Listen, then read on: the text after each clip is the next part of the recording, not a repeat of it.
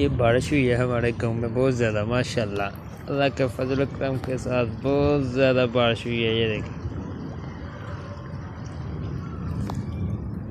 देखिए पानी ऐसे जा रहा है जैसे इंडिया वालों ने छोड़ दिया हो यार। माशाल्लाह बारिश का माहौल है, ठंडक है। आज पूरे दिन बहुत ज़्यादा बारिश हुई है यार, बहुत ही ज़्यादा।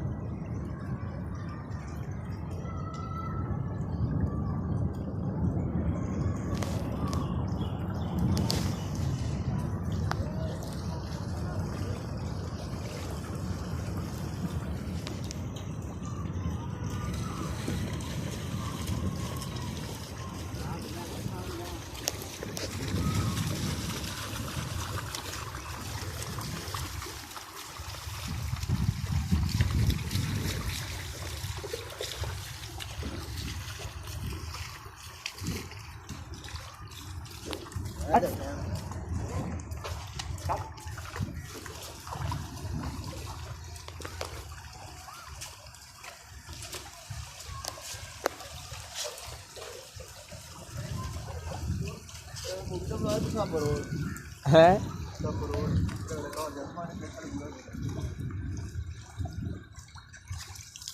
चलो फैसल दी पहले फिर से ही प्रो गई है।